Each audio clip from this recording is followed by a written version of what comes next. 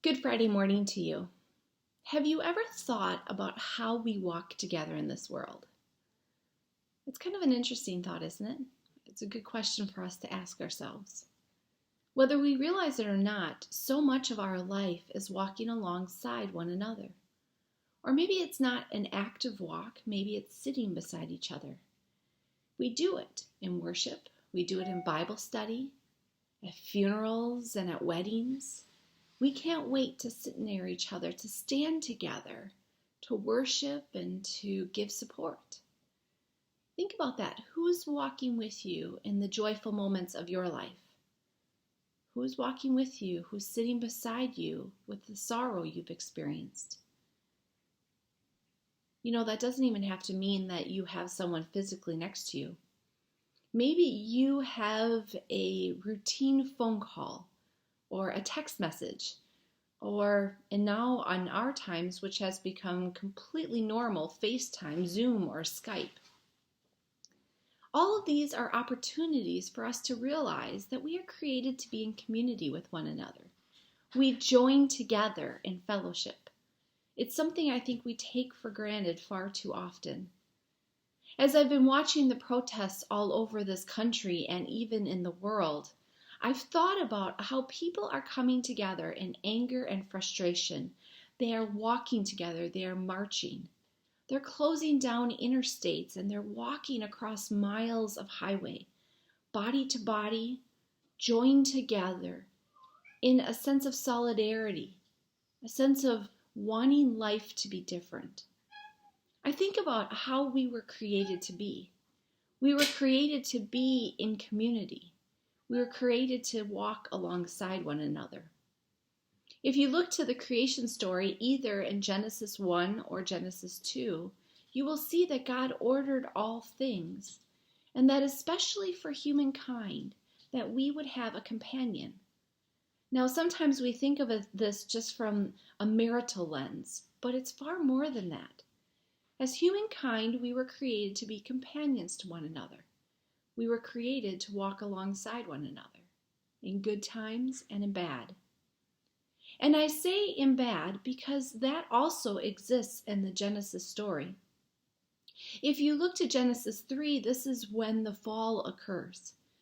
When Eve is tempted and she bites into the apple, or as some might suggest, a pomegranate, and she hands it to her husband, who is not too far away, but far enough to not support her from being tempted.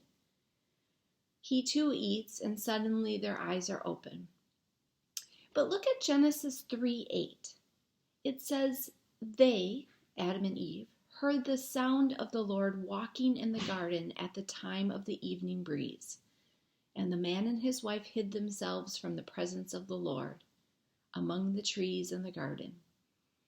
That one verse, if you think about how they hear God walking specifically at the evening breeze, many have interpreted this to be a ritual, a daily occurrence, where humankind walked with their Lord at the eve of the day. Jewish understanding is that at the eve of the day is when we come together. It's in many ways when our day truly begins. We begin at the eve of the day by gathering together in God's name, by eating and by worshiping. And then we rest in God's care until we wake up to what God is already doing in the world. This is the Hebrew understanding, the Jewish understanding of Sabbath. And in Genesis 3:8, it would seem that this verse helps us to see that this wasn't a one-time event. God had developed a pattern, had an evening ritual with his creation to come and walk alongside them. I think about this as we live in community with all of our sinful brokenness. I think God still wants to come and walk alongside us.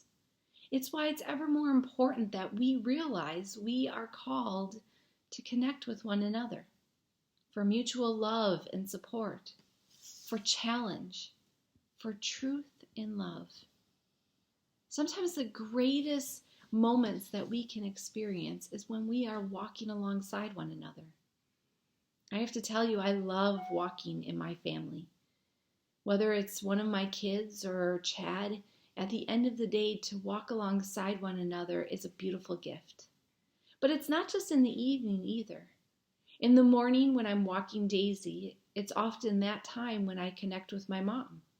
Especially with the time difference, it's a great opportunity for me to just focus on what's happening in her life and for me to share what's happening in mine.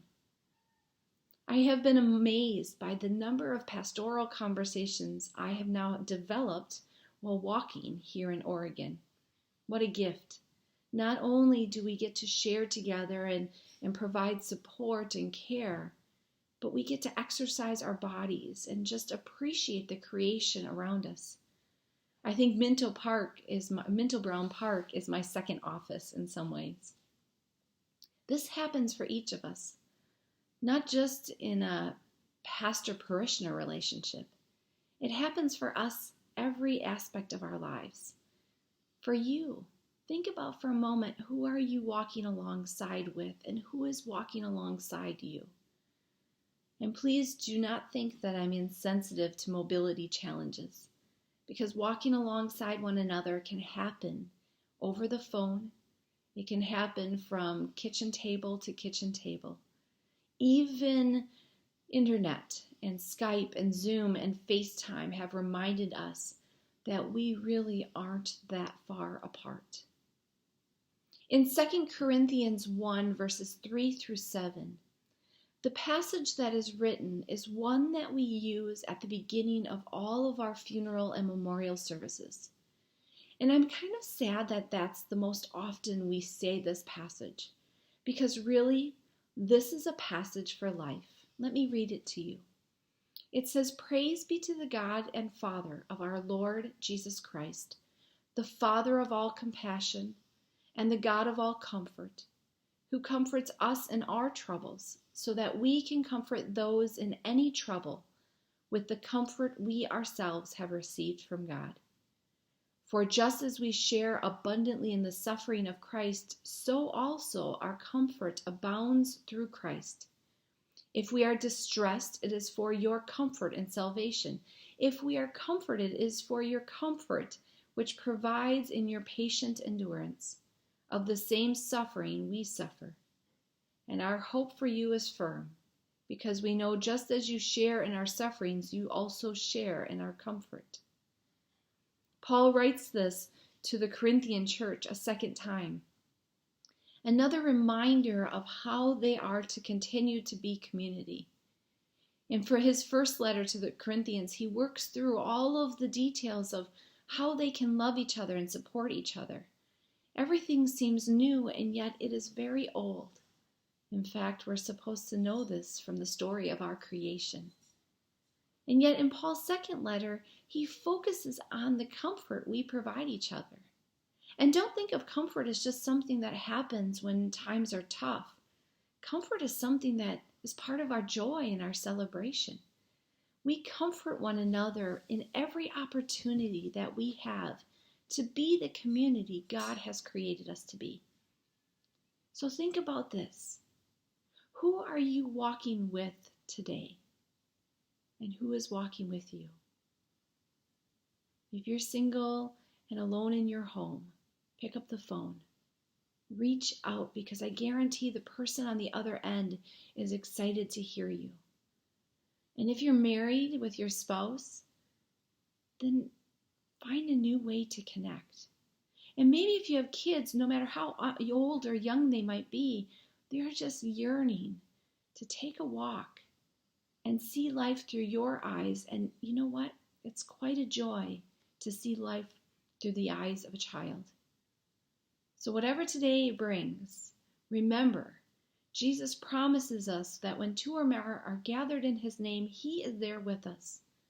What a better opportunity to experience the joy of creation, of having God walk alongside us as we walk together in this world. Happy Friday to you. May it be a very blessed weekend.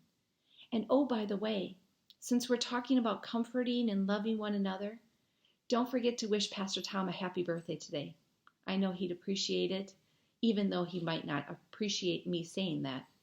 He really does, because we're called to be comforters for one another. Have a great weekend.